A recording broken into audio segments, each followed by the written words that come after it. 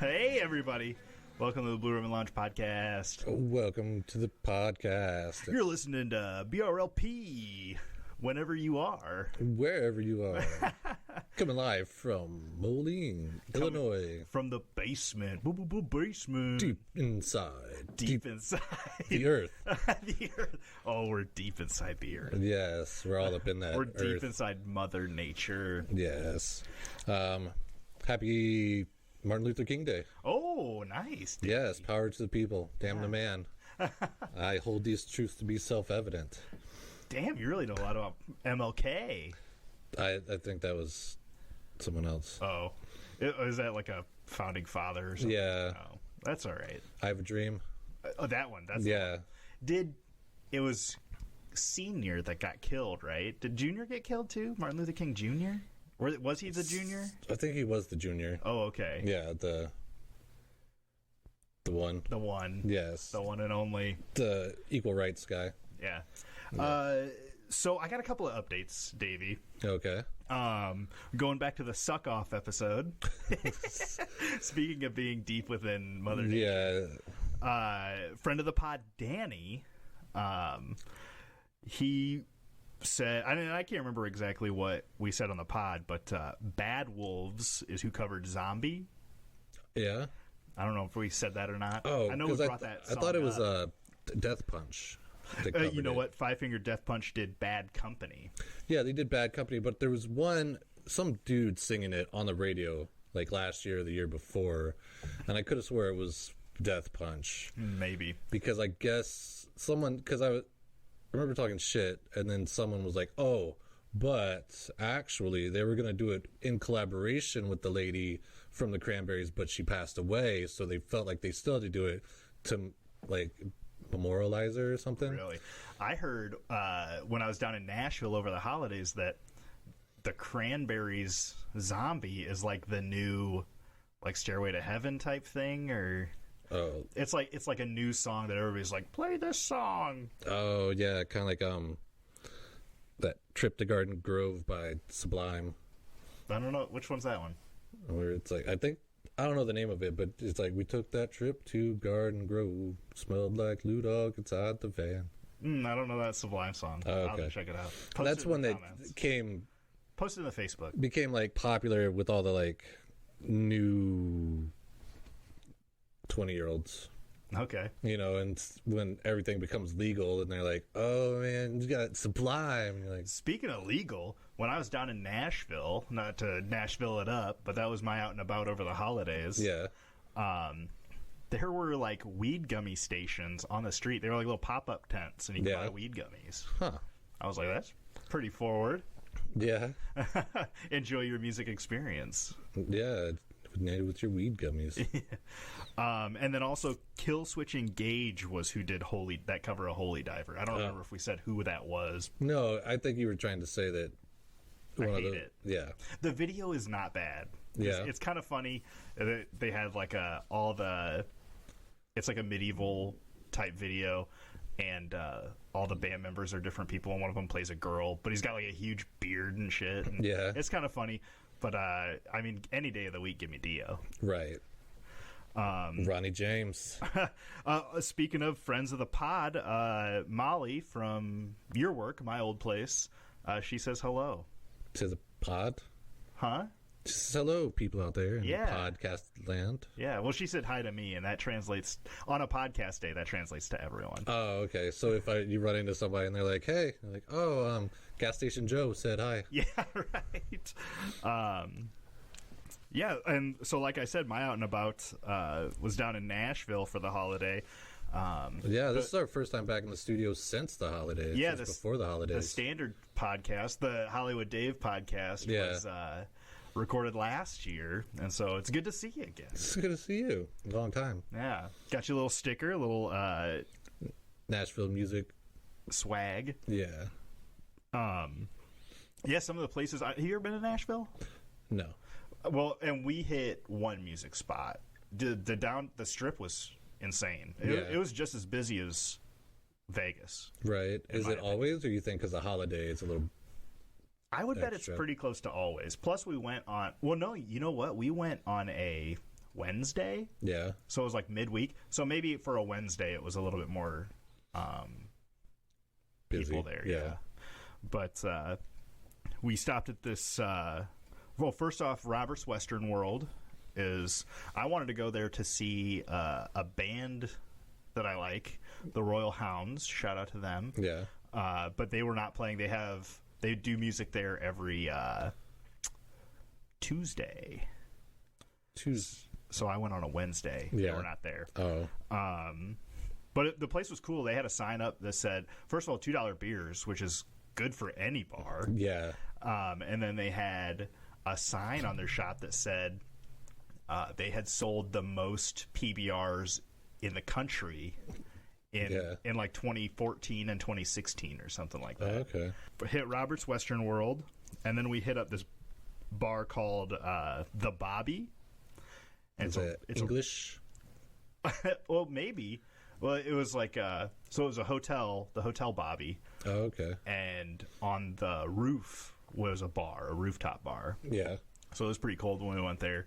But they had a bunch of little sections of like igloos that you could go crash in. Yeah, like those heated deals. Yeah, and then they had a whole tour bus on the roof. Oh, really? As well, and the tour bus you could rent to hang out in as well, and as well as an Airstream that was like converted into a bar. Oh, okay. Yeah, and a rooftop pool. That's and interesting. hot tub. Yeah, it was super cool. Hotel was probably way too much to ever stay there for me. But it was a cool place. Then we hit up a couple of tiki bars, Choppers, and the Pearl Diver.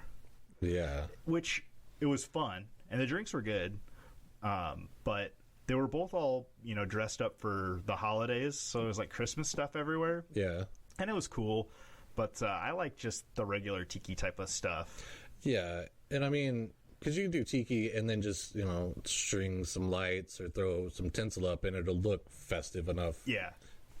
With that just like little touch like that, you don't have to go crazy. Yeah, so the Choppers, they were like robot themed. Yeah. And which is kind of cool because it's like the furthest away from cultural appropriation. A lot of people are talking about tiki being like Polynesian cultural appropriation. Yeah. Which me and the wife kind of try to steer away from tiki heads. Because that was their gods, and right. And if you're using that and you're not that religion, yeah, it's like having a totem pole in your yard. Yeah, it's questionable. I mean, I'm not going to call nobody out for it, but I think it's always kind of appropriate, or it's kind of important to respect everybody as best you can. At the very least, don't use it negatively. Right. And then the Pearl Diver was pretty cool. There was a movie playing. Have you ever seen Death Becomes Her? Yes. So I had never seen it. It's, Bruce Willis. Goldie Hawn? Goldie Hawn. And then who's the gal from like Mad About You? Was she in that? Well, she was definitely in The Devil Wears Prada. Yeah. Super famous woman. Yeah, she's older, right? Yeah, now she's older. Well, when she was born, she was pretty young. Oh, okay. That's good. What you're talking about, though, I can't think of her name, but yeah, it's Goldie Hawn and Bruce Willis and that other one. That other lady, yeah. So we were watching Susan Sarandon, maybe? I don't think so. That doesn't sound familiar.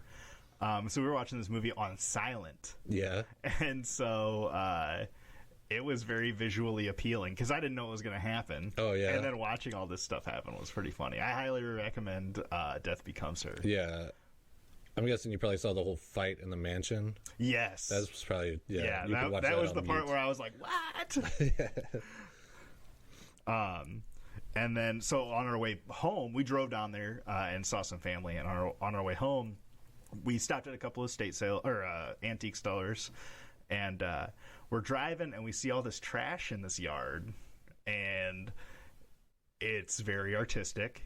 Yeah. So my wife's like, hits the brakes, turns around. And it was the Hillbilly Toyland and Art Gallery.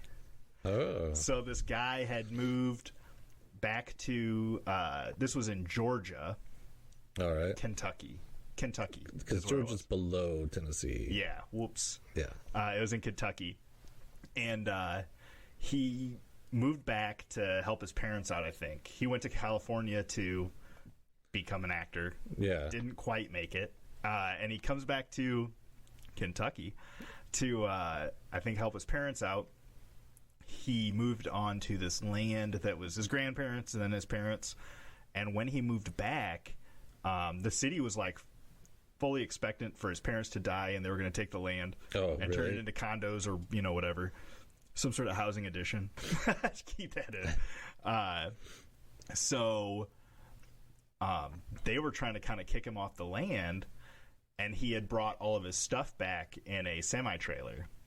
Yeah. And so the cops were hassling him. We're like, hey, you can't have all this stuff here. This is all trash, and you're going to get kicked out. And he was like, well, what if it was an art piece? And the cops were like, well, I guess that would be okay.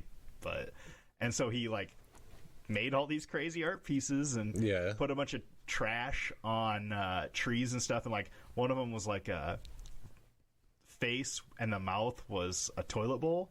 And he was like, that's potty mouth. Yeah. And then he had a bunch of old shoes just kind of splayed out. And he was like, this is the Valley of Lost Souls. Yeah. And he had this little barn with, like, 35,000 toys in it. Jeez. Like anything from probably old expensive Star Wars toys to, like, brand new there was kind of like big fisted G.I. Joe looking guys and a lot of, like, brand new toys too. And it was all kind of set up, and there was, like, a train rolling around. There was, like, a Connect's Ferris wheel moving and stuff like that. It was pretty cool. It was actually in the video of what's that band? The Legendary Shack Shakers. Not the Legendary Shack Shakers. It was the Dirt Daubers. The Dirt Daubers. Yeah, which is the main guy from the Shack Shakers side band. All right. Angel of the Tracks.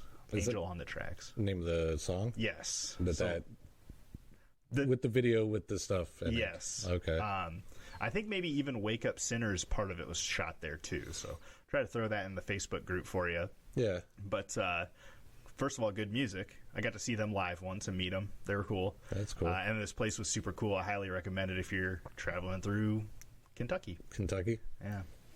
Was it Backroads? Is it on 65? I don't remember exactly where it was, but it was like near a golf course. We got off on this exit, and there was a golf course and a small town kind of built around it. Because there was an antique mall in the area. Yeah. But it was super cool. Okay. How about you, Dave? You do anything over the past couple of weeks I haven't seen you? Went to this place called Mia Russo. Mia Russo. It's a Sicilian bar over in Bettendorf on 53rd. And it's kind of like a... Sicilian bar? Yeah. Italian. It's like a fancier old Chicago kind of thing. You know, they got the pizza and then they got pastas and stuff like that. Yeah. What'd you have? Oh, I had their signature sandwich. Signature? Well, because it was the Mia Russo sandwich, and it was like salami and all those other ones that I can't pronounce. Capicola, Gabagool. You know. And that was, it was pretty good. But, like, right at the last bite, the corner was all burnt and black, and I didn't know, so it was just, the last bite I had was just charcoal. Oh, and so then that's all I could taste was, like, charcoal flavor. What a bummer. Yeah, and the old lady got a caprese, and it was supposed to be like a cavatappi or something, some kind of pasta. Okay. And she was like, I'm like, just tell them it's the caprese pasta bake. And she's like, can I get the caprese? Was pointing at it at the menu, and the guy's like, oh, I know exactly what you want. Oh no. And yeah, so then she just ended up with a caprese salad, which is just tomato and mozzarella with like a balsamic drip. Okay. And a far cry from pasta. Yeah, and you would think the guy would know, because she was like, oh, and, you know, can I get chicken, but like on the side? And so she got a piece of chicken and a caprese salad. And yeah. That's a bummer. Yeah, and the guy was like, he said he was new, but he like was hitting all the beat points waiters do. Yeah. But was just like blowing through it. Mm-hmm. And so it was like, you're either nervous or you just He learned the spiel. Yeah, because he's like, "Oh, do you want any desserts?" You're like, "No." He's like, "Oh, I figured you'd say no, but I had to ask anyway." You know how it is, like Talking really fast. yeah, or like not even letting you get out a word, which is kind of why we ended up like, because he came back, he's like, "Oh, we just put that in, and we'll get your salad." I'm like, "Did you say salad?" And then, sure shit, I'm like, he probably put the wrong thing in, and yep, Damn. got the wrong thing. And if he wasn't just so like flustered and seemed busy when he first said Was salad, it pretty busy in there? it was starting to get busy by the time we were leaving, but he kept going because there was a table, like we were like in a 3-table section, and he kept stopping to every table. I'm new, and I'm like, okay. Like, calm down, buddy.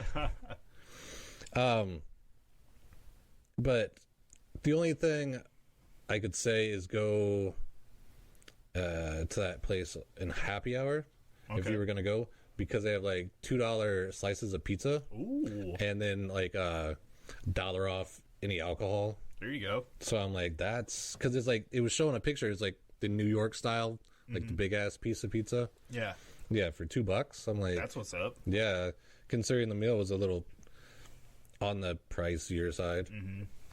Because, like I said, like a fancy old Chicago. Where'd you say it was? Bettendorf? Yeah, Okay. which yeah, Bettendorf will get you like that for sometimes. Yeah. And then last night I went to Stouts, which is another Bettendorf place. Okay. But it said it was an Irish bar, and so I wanted to go check it out. And it's all right. It's nothing to write home about. Was it a bar or was it like a brewery? Like a bar and grill. Okay. Yeah, they didn't have any, whatever. They had local stuff That's on tap, nice. but It's nice to like be at a place that isn't all about pushing their own thing. right.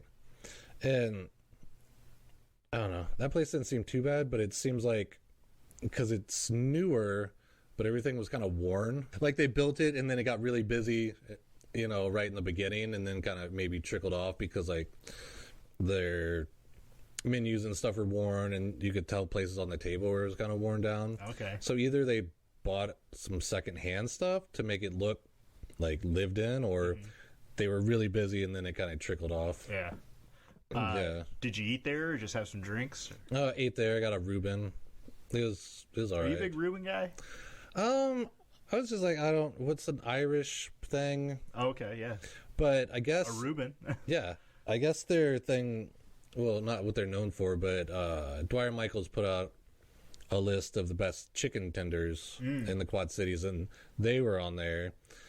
But then I ended up not getting the chicken tenders. Yeah, chicken tenders are a weird thing because I'm sure 80% of them are frozen, right?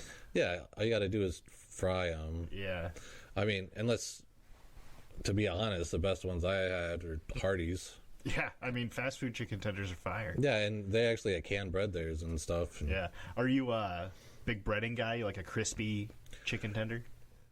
yeah, I wouldn't want a soggy one. Well, you know what I mean. Like, you got the thin breading, or like the kind of breading that's like builds up on the corners and shit. I kind of like that. The more like fried chicken kind of breading, yeah. and not like the chicken nugget kind of breading. Okay, yeah. Yeah. Yeah, like I said, I think Hardee's is my favorite, but I don't know if I'd recommend that place because it is also like in like subdivision land in Bettendorf. Yeah. So it's like, They got a clientele they're probably catering to. yeah. And the lady dumped half my fries on the floor. So. Oh no! Did she bring you more? Yeah, but I didn't eat them because I didn't even eat them more because there was like half of them still on my plate. So I'm Yeah. like, this is fine. Okay. But you would have liked to have the option. I guess if I was like really into them, but they were like the skinny fries The steak fries, is that what they're called? or like the shoestring fries. Yeah. Yeah. Not a fan. No. But I did get Clerks 3 for Christmas. Oh, I liked it. Have you watched it? You watched it. Right? Yeah, Yeah. twice. Because I think we talked about it. I had a buddy who had formerly worked for Kevin Smith Yeah. and was like, that sucks. I mean, it's all right. I liked it better than Clerks 2, and I Really? liked it better than Reboot. I'd say it and Reboot are right there on the same level. I don't know if it's better than Clerks 2. I might have to give it another watch. I might have to give Clerks 2 another watch. But I thought Clerks 2 was good. But for some reason, that's one that I always think I own, but when I go digging for it, I can never find it. Yeah, let me know. I think I got it. Yeah. I'll borrow it. Oh, okay. Me DVDs, SU DVDs. Oh, yeah. Let me get your opinion on this one, Dave. So I'm trying to clean out the lounge a little bit. I just got so much PBR stuff down here that you can't like hardly enjoy most of it. So I was gonna get rid of all like the new cans that I've collected because I just have like regular cans. Yeah. And I was about to throw them all away, and the wife was like, "Well, you know, a lot of those old cans you got, you'd not have if somebody didn't save them." And so I'm like, do I keep these brand new cans for 30 years so that they become antiques? Is that a weird concept to think about? That's not a weird concept to think about it, because for a minute I was doing liquor bottles. Yeah. And you wouldn't think about it, but like your Captain Morgan bottle has a boat like imprinted in the glass. Really? Yeah, and like I don't know if I ever knew that. certain like Wild Turkey and certain ones have like cool things like in the glass. Mm-hmm. Like I think, or like Tanqueray has like that kind of wax kind of circle thing, and it's a green bottle. And at one point I was like, what if I just save all these, and then one day when they're old, or like my great grandkids would be like, look at this cool bottle with a boat on it, I wonder what this was. Yeah. Because like the label would be all falling off, it'd just be like this cool glass piece. Yeah. Speaking of labels, I always liked Sailor Jerry's, where they have like that traditional art on the back of the labels. I always thought that was pretty cool. Yeah, except they sold out. Well, they stopped doing the pinup girls. Oh, and now it's like it's like traditional like boats and snakes and birds. And last time a couple I got was just like an eagle. It was all very American, like Americana. Yeah. But speaking of beers, oh yeah. Do we want to introduce the topic, or we'll do the beer first? oh, you could throw them all together. I mean, do you still have some more to catch up on? I mean, not really. You don't watch Hulu, so you don't care about the newest season of Letterkenny. Letterkenny. We actually just got the trial. I highly suggest Letterkenny. Letterkenny. Is that? It's a Canadian comedy. Yeah. Is it live action? Yes, yeah. Okay. They do have a cartoon, though. It's called Little Kenny. Okay. And I'd watch Letterkenny first so you get the gist. Yeah. And then Little Kenny is all of those characters just as kids growing up. Oh, okay. It's pretty good. All right. I'll have to check that out next time my old lady's like, do you want to watch something? And then also they have a character on Letterkenny called Shorzy. He got a spinoff. Shorzy. But I thought Shorzy was just kind of... My wife, I think, likes it more. Yeah. But I like it less than Letterkenny. And you know what? We were talking about how we learn of music, and I was talking about that Daddy Longlegs. Yeah. Letterkenny and Shorzy both have really good soundtracks. Oh, okay. So that's a big plus for them. That's a plus. Is it anything like Trailer Park Boys, or is it? I feel like it's kind of like that, except so Trailer Park Boys is kind of leaning trailer trash. Yeah. Letterkenny leans like redneck hillbilly. Okay. Well, not to stereotype, but anytime I think of like Canada or anything, like Doug and Bob McKenzie. Are those from like not SNL? Yeah. Oh, it's from SNL? Yeah. It's the guy from like Honey, I Shrunk the Kids. Yeah. They always talk about their toques. Yeah. Yeah. And like a boot. Yeah. All that. Yeah. I think it's a little bit more Southern Canadian. Oh, okay. So I think they're pretty close to America, but still in the sticks. Gotcha. Well, yeah. Well, the movie Strange Brew, I think it's whatever city is across from Detroit. I got nothing on that, Dave. Okay, right across the border from Detroit, because they actually had a cartoon for a little bit, and I think the opening was like going from America into Canada, and then it's like, oh, like look how different it is. Now it's all hockey, because it's like, I think it's like guns shooting, like Detroit stuff, and then you cross the border and it's like a rainbow and like a horse, like a Mountie on like a hillside or something, or like on a moose, and then they're all like playing hockey and stuff. Yeah. Yeah. That's funny. What was that one called? Strange Brew. Okay, I'll see if I can find But that. yeah, the cartoon, I think you can find it on YouTube. All right, check that out. Because I know it's on the extras on the DVD. Okay. Yeah. You got some Devil's Son IPA Yeah, here. Devil's Son. Edward Teach. Yep. Is that's Blackbeard? Yeah, if you look on the side right here. Oh, Blackbeard. Yeah. Huh. Yeah, it says it's brewed in calibration with Big Kettle Brewing from Lawrenceville, Georgia.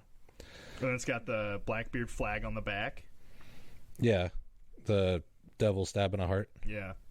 Last time I opened a beer and then tried to read the can, so I'm gonna really try to look at it. Yeah, that's what I'm doing too. But I think this is a North Carolina brew. I just think they did a collab. Well, Blackbeard, his last fight was outside of the Carolinas, right? Yeah, off Yeah. Ocracoke Island. Oh, Yeah. somebody's doing his research. I've been there. How close does your family live to there? Like 3 hours. Oh, okay. They live more Inland. inland, yes. But I have a buddy, Justin Eddy, who sent me these beers. Okay. Yeah, and he's like, you can review a beer and get to talk about pirates. Yeah. The topic of today is pirates. And that so the beer kind of came at the right time. Yeah. And the podcast was suggested by Mariana Paul. Yeah, Paul Trench. Paul Trench. Do you like Mariana Paul now? I do now. Okay. After listening to the Dave one. The Hollywood after Dave. listening to the suck off. The suck off, yeah. Dave rolled his eyes. I understand why it's called that, but when I first saw it, I'm like, really? But then I'm like, leave it in. Leave it in. But it says here, Blackbeard was notorious for being feared, and tales indicate he was thought to be the devil's son himself. The bold tropical notes in this IPA are a subtle nod to how he stood out among the rest and make this beer to be remembered. So, Let's do it. crack her open. Oh! Nope. Shit.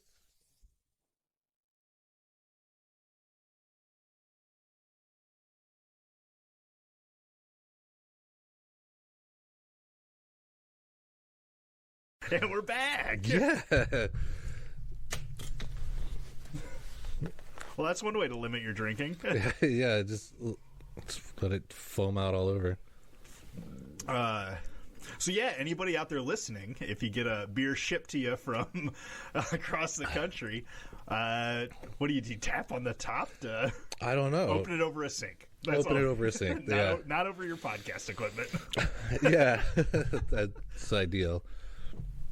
It's not bad though. It's good, yeah. For an IPA, it's got that bite, but it doesn't linger. Yeah, and for being 6%. Yeah, I only need half a beer. Right. Oh, yeah, because I think they're that, whatever it said, tropical hint Notes. of, yeah, tropical notes. That's good. I'd put it up there with, like, a Wake. Oh yeah, I mean, as far as an IPA goes, that's probably the top of the list for me. Yeah, it's pretty smooth. Yeah, it's very not bitter. What are the bitter units? That's what I was just going to look. But everything is, like, gray and black in this can, so it's hard to Black read. on black. Yeah. I don't think it says. I'm not seeing it either. Yeah, but it's just Good. brewed with water, malt, hops, and yeast. What an outtake. Yeah, jeez. All right, so pirates. Yeah. Google says pirate is a person who attacks and robs ships at sea. Webster Dictionary says a pirate is one who commits piracy. Oh, okay. And then piracy is robbery on the high seas. Or the high airwaves. Yeah, or the unauthorized use of another's production or invention. Yeah, I wonder why they decided to go with piracy for, stealing music and stuff. I don't know. Weird.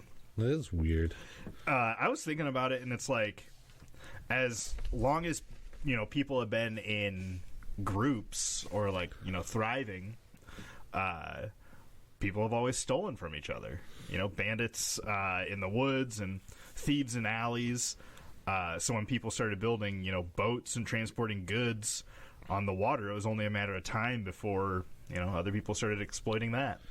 Yeah. And they call it the West Indies, but it's the Caribbeans. Yeah. It's like the Gulf of Mexico and all that. That's where it was most predominant. Yeah, I mean, there was a lot of in the Indian Ocean also. Mm-hmm. And I think there was a lady pirate off the coast of China, like in that Japan, China area. Yeah. That I guess had a big fleet. I just heard about it at the end of my research. I'm like, oh, man. Hey, you know what? I heard about lady pirates towards the end of my research, too, and I kind of wish I would have gotten more into that. But that's another episode. I felt like researching this, there was a lot of opportunity for more episodes in the future. Yeah.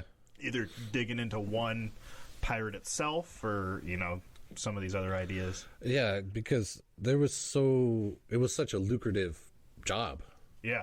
Well, and the funny part is it started out as a job in the 16th century, I think it was, when people started going back and forth to the Americas. Yeah. The bigger countries started not only trading, but giving people ships to pirate other countries. Yeah, they called them privateers. Yeah, which pretty much means that, say, you're England and Spain is stealing all this gold from South America, and you want a piece of it. Well, you give these guys it's called a letter of marque, which means that they could legally steal from the other country as long as it was in a time of war, quote unquote. Which is like all the time. Yeah. And yeah, because I was looking up different things and they all pretty much started the same way, where like got a job in the Navy, became a privateer, whichever war at the time, like the War of Spanish Secession, I think was the big one that was going on back then. Mm-hmm. But then the war would be over, they'd sign a peace treaty, and then these guys were like, well, we don't want to stop stealing. Yeah. So then they become pirates. Which is interesting because it sounded like being a pirate was hard AF. Yeah. But to put it in perspective, okay, I don't have it. But anyway, like Captain Morgan. Okay. He did a raid on Panama, and in today's currency, they pretty much commandeered $4 million. Oh, damn. And the way the Brethren Code or the Pirates Code worked for them, like he was a privateer at the time, so England got 15%. The admirals, like the people right above him, got like 7%, and then like 3% went to Port Royal or Jamaica for the governor there. Yeah. And so everything else was theirs, and it was tiered. So, the captain gets the most, the first mate, and then on the way down. But one haul, like they got from Panama, paid 2 to 3 times the annual salary of a regular job at the time. So just 2 months, and you've got 3 times you would make in a year. Yeah. People are like, maybe we should be pirates. Yeah.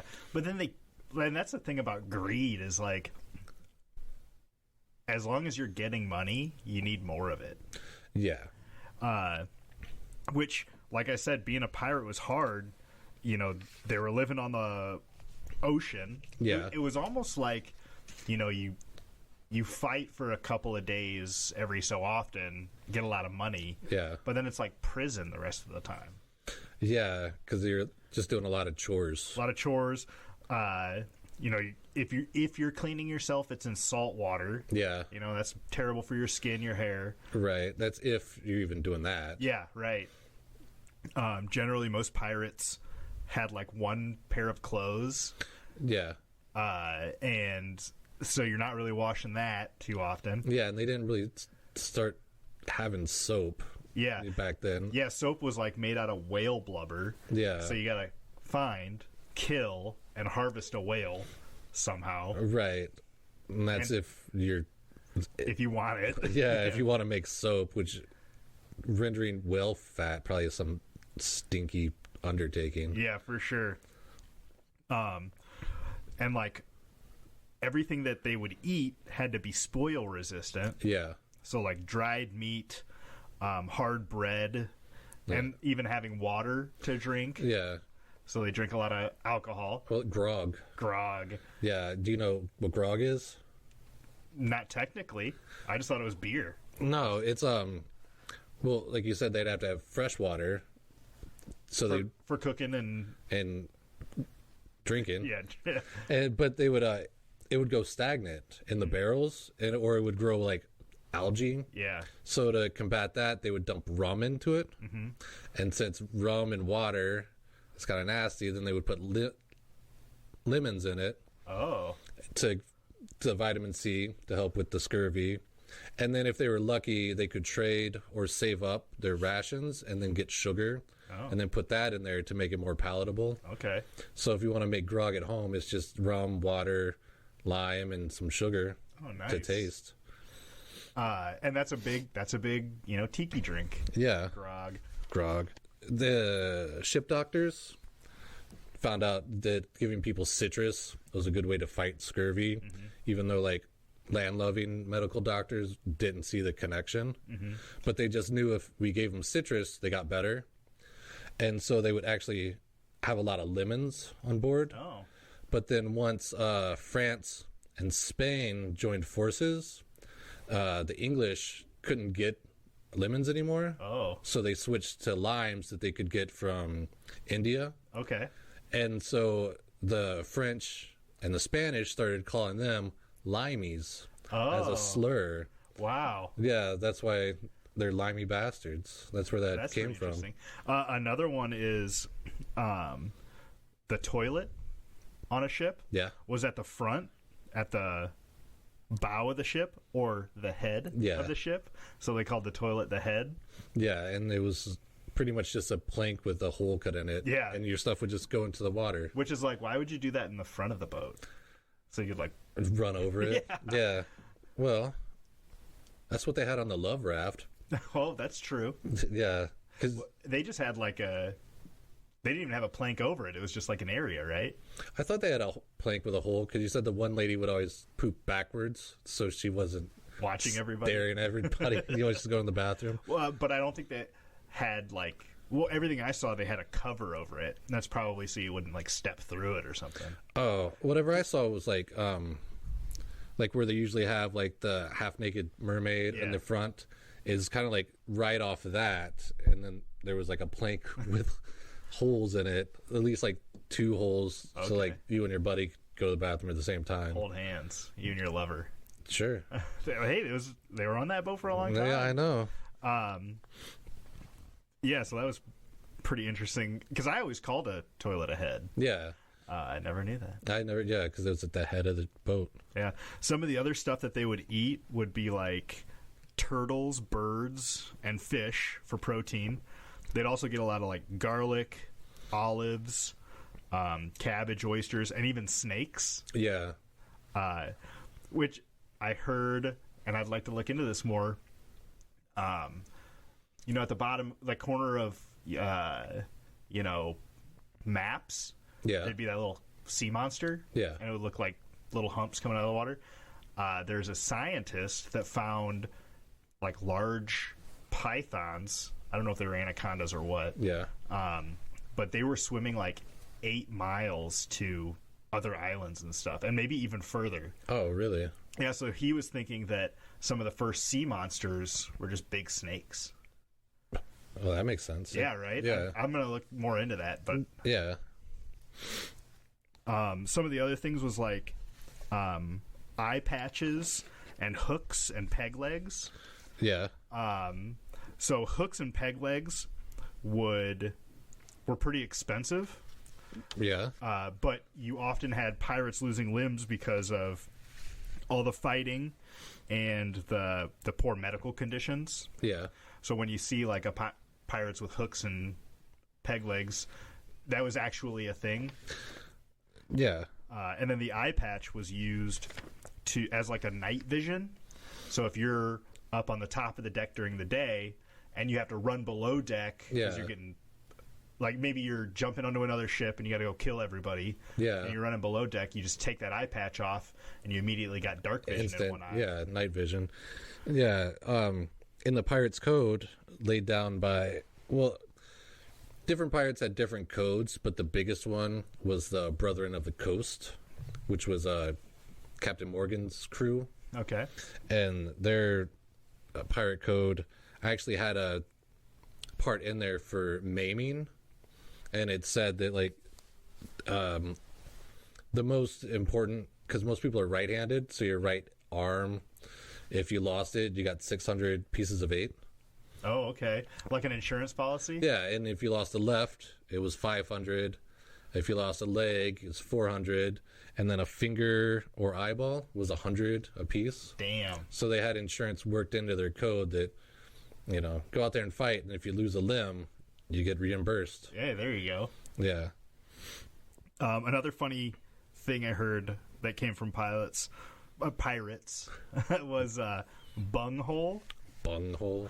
If you have a cask of, you know, rum or another liquid or food, a cask is also called a butt, and and a hole in the butt would be, or cask would be, stopped with a bung. Yeah.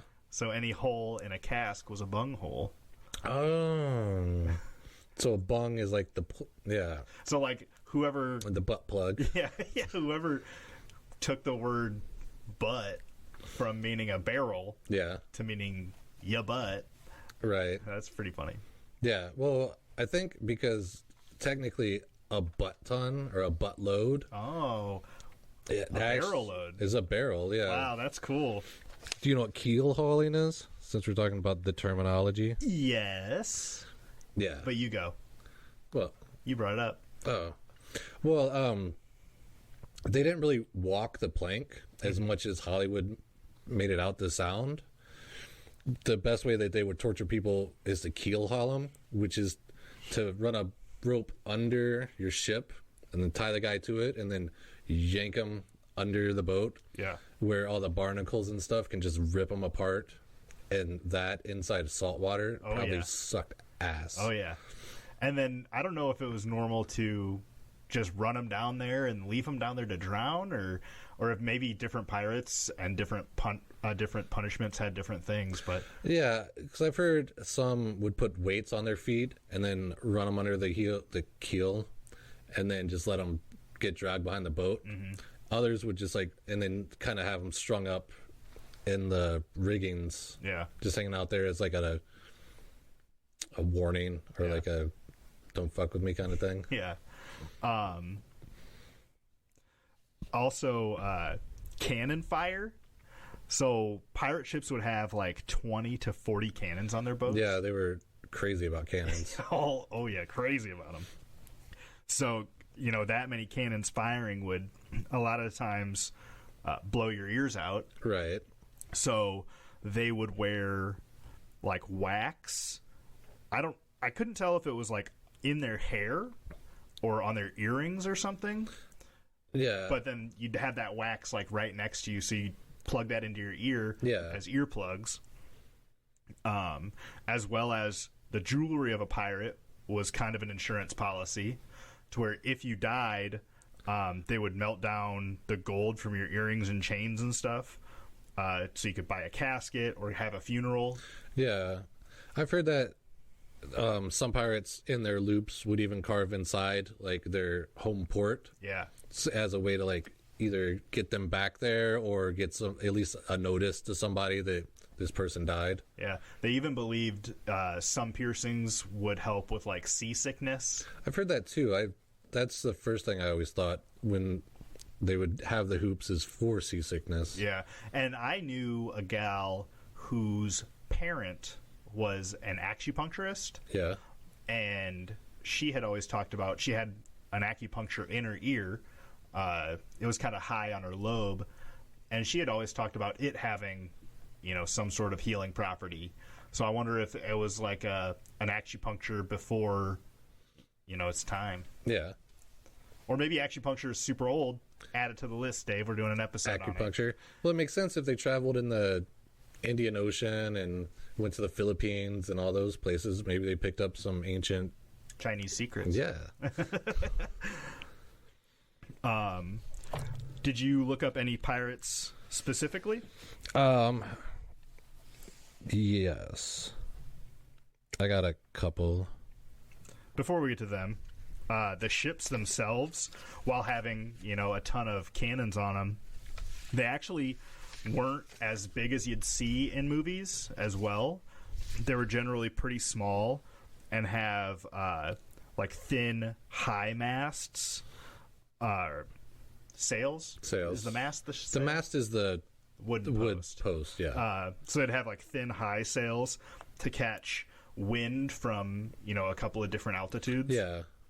Talking about this makes me wish I would have looked up more stuff about like crow's nests. Right. But they would be smaller ships, so they could be quicker and easier maneuverability, as well as those tall, thin masts would get more often more wind. Oh, okay. Wind in different levels. Yeah, I think they were called skiffs. Yeah, and they were also like shallower. Yeah. So that you could get into reefs and go into small like river inlets when you're running from people. Yeah, because the bigger like naval ships with like 40, 80 cannons and like, 5 decks, they kind of sit lower in the water. Yeah.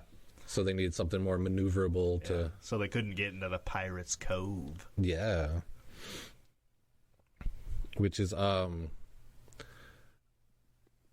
you've seen Pirates of the Caribbean? Yes. Where they start out in Port Royal. Okay. In that movie, it's kind of a misconception because Port Royal was actually a pirate destination, a pirate port. Because the English took Jamaica from the Spanish, and then Port Royal is on this sandbar that's like on the other side of the bay from Kingston. Okay. And how it was it was out far enough where the water around it was deep so that these bigger ships could make port there, and then they could just send the goods inland with smaller ships. But when they took over Jamaica and they went back to England, the King of England actually wanted them to get Hispaniola, which was like a big Spanish island, but it was too heavily defended, so they took Jamaica instead. Okay. And then when they went back, the king threw him in the Tower of London because he's like, that's not what I said. So baby gets what baby wants. Right. So the British soldiers that were there weren't enough to make sure that they held Jamaica. Oh, no. So the governor got the bright idea to get a bunch of privateers, some mercenaries, to man the forts in Port Royal. And by doing so, he made sure that no pirates would mess with them because the pirates are working there, and that he didn't have to pay anybody because they were privateers, so they would get their money by going out and pillaging. And Sir Henry Morgan was the main guy. He actually ended up becoming Lieutenant General of Jamaica. But he would do excursions from there, and he's known for going and taking over Port Abella, which had these 3 forts on it, and him and his crew parked the ship so they couldn't see him, and then at night took canoes in, and he was able to take 2 of the forts, and then the third one, being a dastardly pirate, he got all these nuns that he just captured to make like a human meat shield to be able to take the last fort. And he was able to take over their whole little island there and then ransom it to Spain. Oh. Because where this Port Abella was the first port from the mainland, from like South America. So a lot of their gold shipments came through there. So it was a very key port. And they kind of haggled with them for a little bit. And so then he sent his pistols to the governor of Panama, I think, and was like, I'll be back next year to get this because it's so easy to take over your forts. Damn. And so they were like, okay, we'll just give you the money. So yeah, he was able to like ransom a whole city. Damn. That's crazy. Yeah. And he actually... Did you say how much he ransomed it for? Oh, a shit ton. Like okay. Like 300,000 pieces of 8. Okay. But and then he actually did do a raid on Panama later, and then because just straight up stealing gold is cool, but you could also find some high-ranking person or a port call and hold it ransom for them to give you money. Yeah, that was the thing about pirates is not only did they, go out for treasure, but if they had captured a boat with some fancy people on it, they'd more than willing to kidnap and hold for ransom for gold too. Yeah. Well, they would actually for gold, but also pieces of 8, which is a Spanish dollar is what it is, because it's 8 reals. Oh, okay. Make up one Spanish dollar. And the Spanish dollar was actually one of the first global currencies because you could use it from China all the way to the Americas. And up until you could still use it in parts of the U.S. until 1857. Wow. Yeah. And it's called pieces of 8 because it's 8 reals, but they would also cut the money. Oh, okay. So you could cut it into 8 pieces to make change. I always kind of wondered about that for like old-timey sales. That's cool. Because have you ever heard of 2 bits? Yes. Yeah, do you know how much? Shaving a haircut. 2 bits. Yeah, which is a quarter. Yes. Which would be 2 pieces of 8, so 2 bits as a quarter. Whoa, that's crazy. Yeah. Huh. But yeah, these pirates that ran Port Royal were some of the richest pirates in the world at the time, and it wasn't uncommon for one pirate to spend 3,000 pieces of 8 in one night of debauchery. Damn. And yeah, in nowadays money, and that would be close to like $180,000. Holy shit. That's a night of debauchery, boy. Yeah, but they were just so rich. Like, there's some story about a pirate being out for like 3 months and coming in and just being so amped up that a lady was walking by and he's like, I'll give you $5,000 just to see you naked, or 5,000 pieces of 8. He was just like, yeah. It was so lucrative that 1 in 4 buildings in Port Royal was either an inn, like a bar, or a brothel. Nice. So they were just catering to pirates all day. Yep. They were just like prostitutes and rum everywhere. And a lot of that, well, not a lot of it, but before they had more men than women. And it got to be a point where I think the King of Spain actually sent a ship full of prostitutes to the Caribbean. Whoa. To be like, here you go, boys. You gotta appease the masses. Yeah, because they had a thing where they weren't like necessarily, I don't know how to put it, because there's nothing wrong with any lifestyle. And they used to have man-on-man marriages, same-sex marriages. Well, yeah, most of the people on a boat were men. Yeah, but it was not necessarily like a sexual thing. Oh. It was just, hey, if I die, you get my gold. You want to do it wasn't called a marriage, it was called like a manrage. Manrage. Something. It's like a very slight. Marriages right here. Yeah, and because they would. It's almost like a business deal. It's a business deal because you could get buried together, or if you die, I get your shit. If I die, you get my shit. Also, don't let anybody kill me. I won't let anybody kill you. Yeah, and they said that when they imported all these prostitutes, it didn't really stop that, but what it did was like increase the amount of threesomes that were happening, because these guys were just sharing everything. Yeah. But then, in a weird twist of fate, Port Royal, like a lot of the nuns and the missionaries saw it as like a place of sin and debauchery, much like Sodom or Gomorrah. And so they were kind of happy when an earthquake hit. And because it was built mostly on a sandbar, when you shake sand with water, it just liquefies. Okay. And so most of the city fell into the ocean. Damn. Imagine watching that happen. Yeah, and they said there was like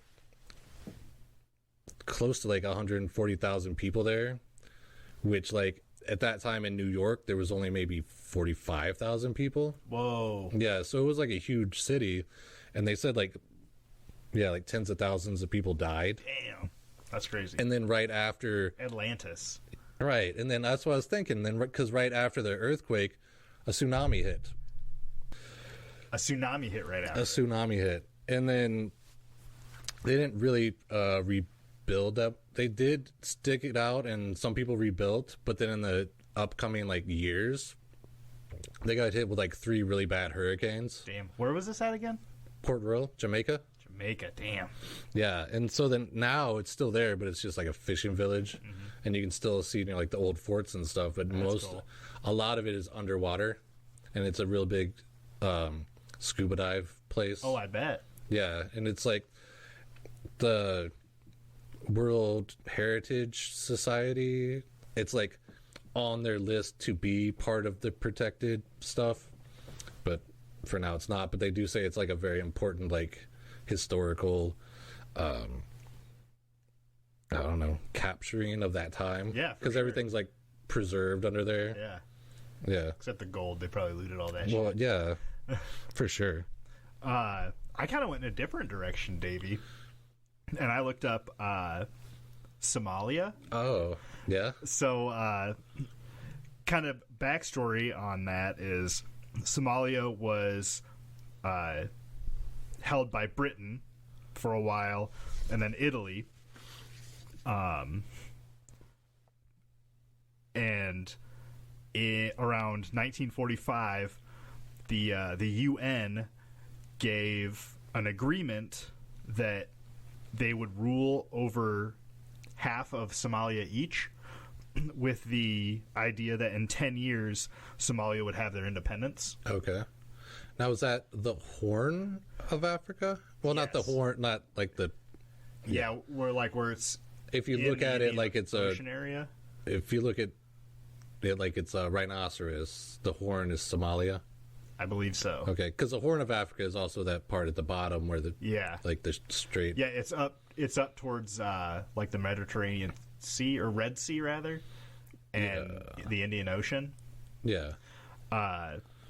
So after the 10 years, they gained their independence. That was around the 1960s. And then in 1969, their president was shot, creating a vacuum of power. Yeah. And these two guys, Mohammed Farah Aidid and Ali Mahdi Mohammed, both created like kind of factions, and so they were fighting. The northern Horn of Somalia decided to become independent as Somaliland, and that went mostly unopposed because the majority of South Somalia was in civil war. So this created a situation where there was no centralized government. Yeah. And then you have a lot of poverty because nothing could really be established. There was so much war, a lot of younger guys with high-powered weapons. And so a lot of people were turning to crime with these two, essentially, kind of gang superpowers Yeah. within the area. No police force. They all had, assault rifles, and they sit on one of the largest migratory sea routes of tuna, other fish, and also for transportation of goods. Yeah. So with that, and no centralized government means no navy. So a lot of foreign countries were coming in that area and fishing all their fish to death. Yeah. And these bigger countries had, more money, bigger boats. Yeah, bigger fleet. Yep. And so they would come in, outfish the area. So even the people from Somalia who were fishing just to feed their family or just to make a living inland, they weren't getting any of the fish. And they were, again, perpetuating more poverty in the area. Right. Also, I heard that there was a lot of illegal dumping of waste. Yeah, I heard that too, because they're right on a trade route. Yeah. So a lot of, big tankers and stuff coming through there and just, throwing their waste. Yeah. So as the local fishermen started banding together to protect their livelihood, this was called, I'm probably going to butcher this. I'm only going to give it one shot, though. Bada, roughly translates to saviors of the sea, or kind of a Coast Guard type term. Yeah. In the early 2000s, these were essentially turned into militia groups. And as these fishermen were doing it, some of the people turning to crime inland were joining them, and they started to fight off these ships to fish, but slowly started to realize that they could take them over, hostage them, and earn money. And it was way more profitable than fishing, way less work. Yeah. In 2005, a ship was ransomed for $315,000. Yeah. Then 2 years later, in 2007, a ship was ransomed for $1.5 million. So they started being like, oh, you're going to pay that? Well, guess what? Next time you're going to pay more. Right. And seeing how much they could get away with. In 2011, a ship was ransomed for $6 million. In 2009, the estimated earnings of the pirates was $58 million. Damn. And I didn't look far enough into it to see, where that money was going. If it was just making one guy filthy rich and then he'd become, essentially an overlord. Yeah, or whatever. like a kingpin. Yeah. International governments had started sending ships to intervene with these kidnappings and ransoms, but there were all sorts of legal issues with that. Yeah. So, if you were America and you sent, a ship to Somalia to invade in their land, in their water space, well, if you're China, you see that and be like, hey, if you go into that country's airspace or, water space, that's a violation of this sort of treaty type thing. Right. And you got these bigger nations kind of catfighting at each other about this smaller nation and really putting them in more of a predicament, Somalia into more of a predicament, to where, these larger civilizations want to essentially colonize on them again. Yeah. So eventually in 2012, they put together, it's called the Puntland Marine Police Force. And that was kind of a group of different countries that essentially started policing the Somalia pirates. Yeah. So it wasn't one nation trying to figure it all out. And I didn't get to look too much more into that. So a lot of private ships would have to start coming up with ways to defend against these smaller pirate boats. And again, like we were talking about back in the day, the pirate ships were, little fast boats, and they would come on quick. A bunch of guys with, guns would come over on top of the ship and take everybody hostage. So ships started adding when a ship would see that pirates were coming, they would sound an alarm. Any civilians would go lock themselves away. They had water cannons to keep the pirates from getting too close, and also from boarding the ship. If they were to make it onto the ship, they had acoustic cannons. So instead of having guns, and I don't know why they didn't just have guns, but I'm sure there's some sort of legality thing. And also put a bunch of guns on a ship. Guns almost never make situations better. Right. But they would have these acoustic gun cannons that would blow the eardrums out of people. Ooh. So that's some of the things that they started doing to protecting themselves from being hijacked. Yeah.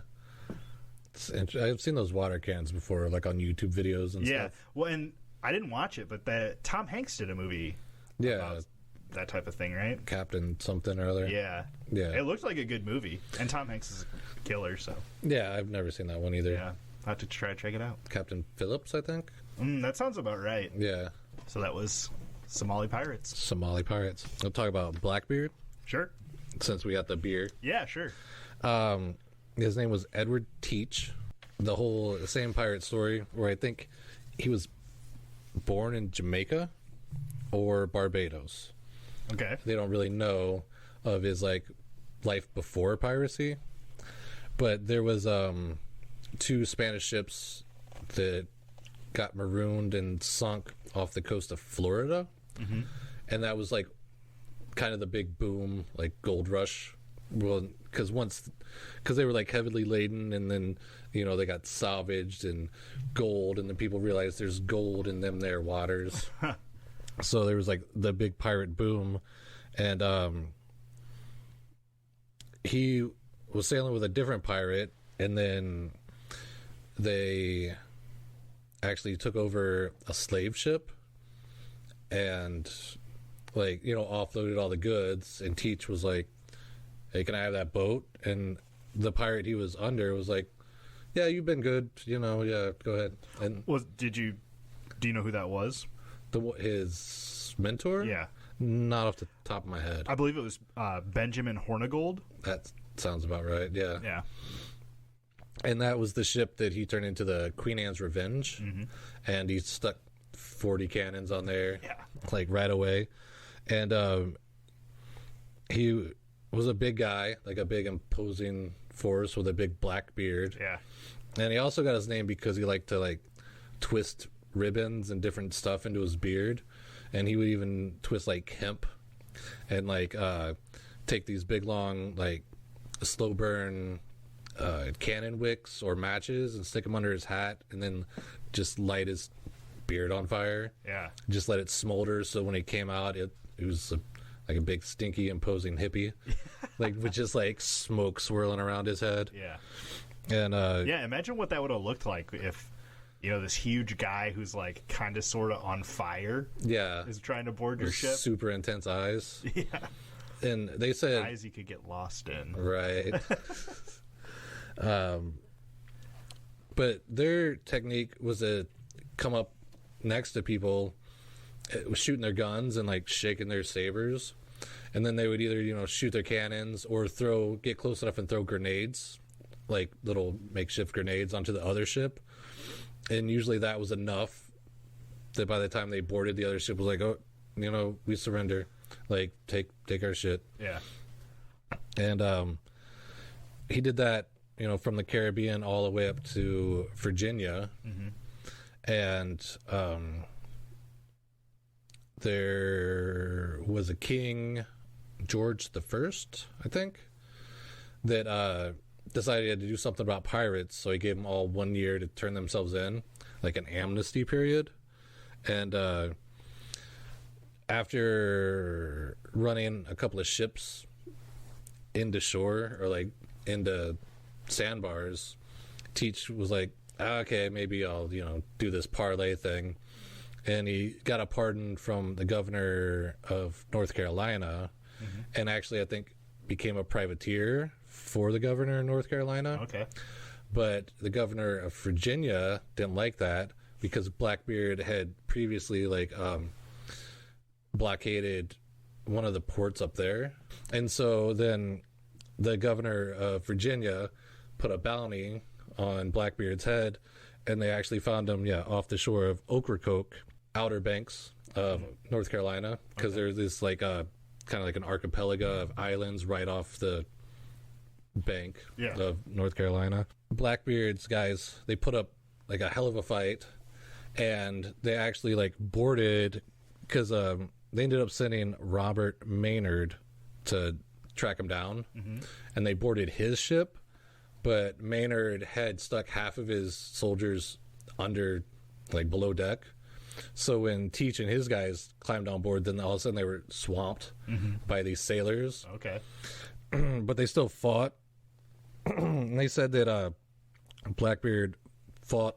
It ended up with him and Maynard fighting each other, and he ended up like smashing Maynard's sword and breaking it. Whoa. But by that time he was surrounded, and he got shot 5 times and stabbed like 20 times. Oh shit. And was still fighting until like this Irish guy with a broadsword chopped half his head off. Ooh. Like chopped through half his neck. Yeah. And then supposedly Blackbeard, like with his last breath, was like, you'll have to do better than that, and like went to stab out at Maynard, and the Irish guy cleaved the rest of his head off. Oh shit, what a way to go. Yeah. And so then they put his head up on the riggings and then threw his body in the ocean. And the story is, once his body hit the water, it swam around the boat 2 times looking for its head before finally sinking. Damn, what a fucking tale. Yeah. And you can go to Ocracoke Island, and they've got all the Blackbeard stuff you would like. There's a whole museum called Teach's Trench. It's supposedly like one of the places he buried treasure, but I'm sure plenty of people look for it. Yeah, but pirates don't really bury treasure. Yeah, I had heard that too. The only pirate that did was Captain Kidd. Captain Kidd. Yeah, and he was a notorious pirate because he actually got like a letter of marque from the governor or like of England, and when he was like sailing out to like go be a privateer, like one of the royal yachts was like, you're supposed to like do a cannon shot and like wave or something as like courtesy. Sort of signal, yeah, and he didn't, and then so they boarded him and took half of his, or the guy like gave him a warning shot, like, hey, you're supposed to, there's some courtesy, and they all climbed the riggings and just slapped their butts at the boat. Yeah, so then they got boarded and half of his crew got taken away. Damn. Yeah, and he didn't really have a lot of luck until like he went into the Red Sea and like fucked with some rich merchant ships, and then so then there was bounty on his head, and he ended up taking his treasure and burying it, so they didn't have proof, but his friend was like, hey, I know where his treasure is, so then dug it up and then used it against him. Damn. So then should have got man married. Right. But then Captain Kidd got hung and then put at the mouth of the Tynes, but they tarred his body. Oof. So it would preserve. So his body was swinging at the opening of this port for like 7 years. Whoa. Yeah, until finally it just fell apart. That's kind of like on that Bridgewater Triangle we did with the Paranormal Boys. Yeah. Wasn't there like a head or a skull on the outside of some fort for like 10 years? Oh, yeah, the Indian chief. Yeah. Yeah. That's crazy. Yeah, how they just keep that out there. For years. Ugh. Yeah.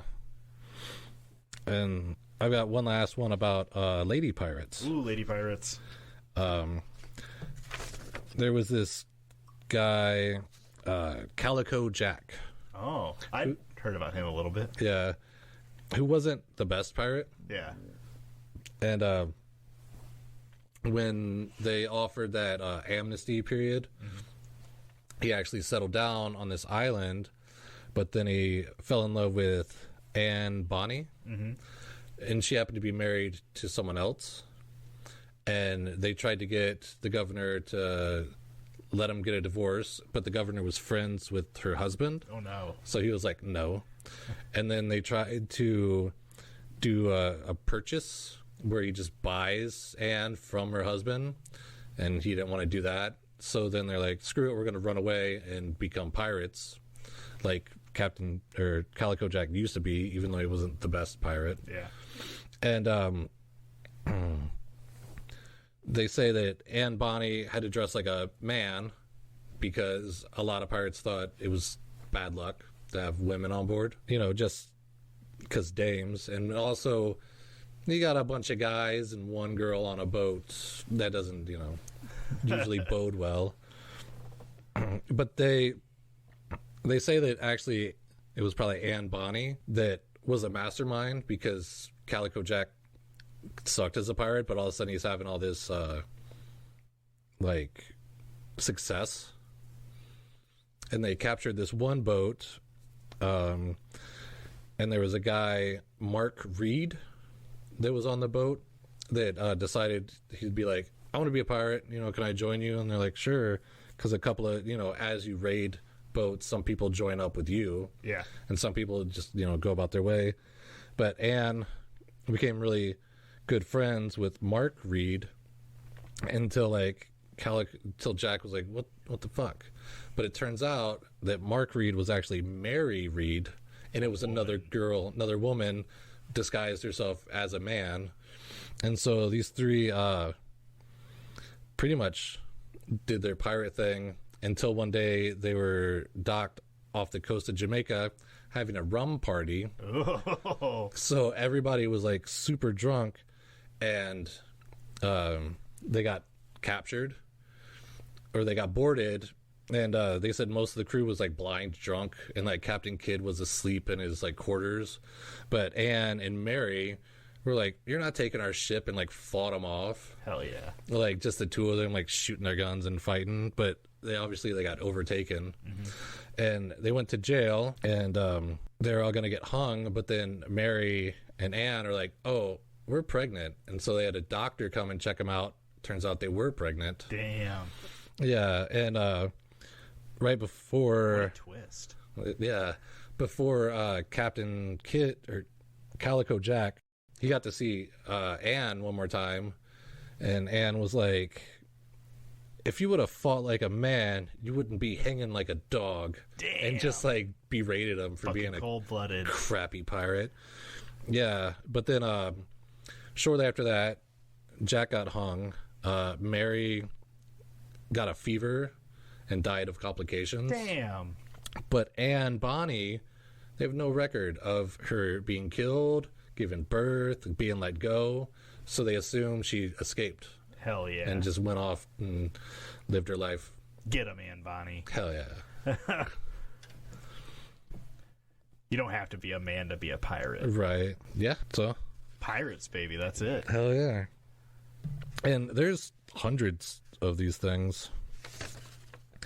There is a book written by Captain Charles Johnson that's like the definitive pirate book. Okay. And it's called A General History of the Robberies and Murders of the Most Notorious Pirates. And that came out in like 17 something. Oh. And it's still like one of the better pirate documentations. Yeah. Because people have, read the book and then followed up and done their own research, and everything in there is verifiable. Wow. Yeah. That's cool. So if you're ever interested, you can look it up. Check it out. Check it out. That was a good one. Yeah. Lots of pirates. Do you know what Pirate's Treasure is called? His booty. His booty. Why? What did the pirate say when he had a steering wheel in his pants? What? It's driving me nuts. It's driving me nuts. How much does a pirate pay for an earring? I don't know. A buccaneer. A buccaneer. Little Tommy went out trick-or-treating, and he's gonna be a pirate, so he like dressed all up. He's got a big floppy hat on. He's got a gun and a fake, cutlass. He goes up to the first house, and this lady's like, "Oh, you're a pirate. Where are your buccaneers?" And he's like, "Under my bucking hat."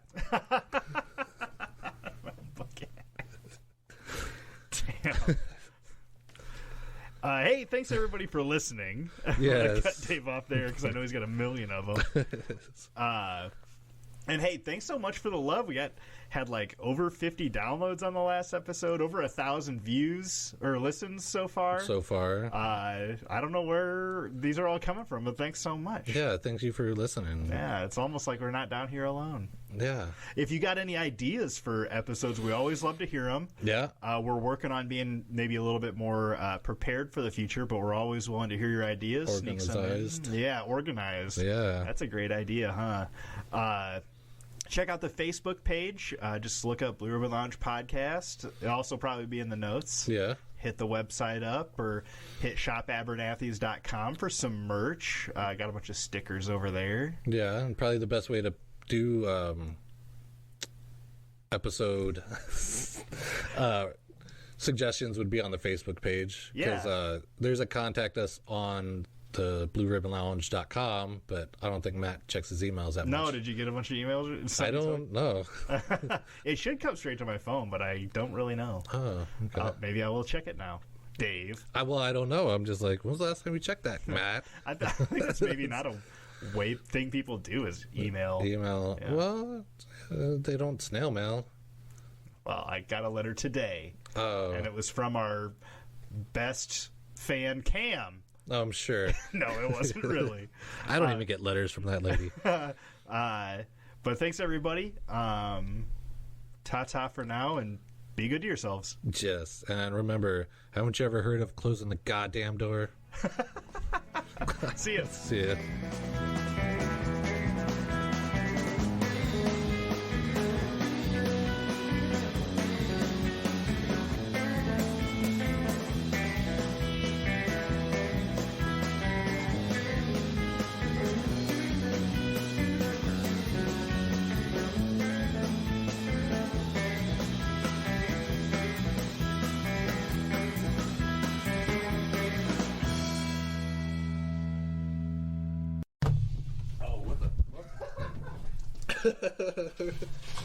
Oh, sorry about that.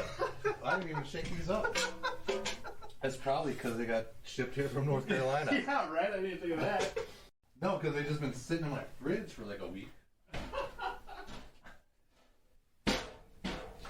Sorry about that. Oh, no problem. Leave it in. All right.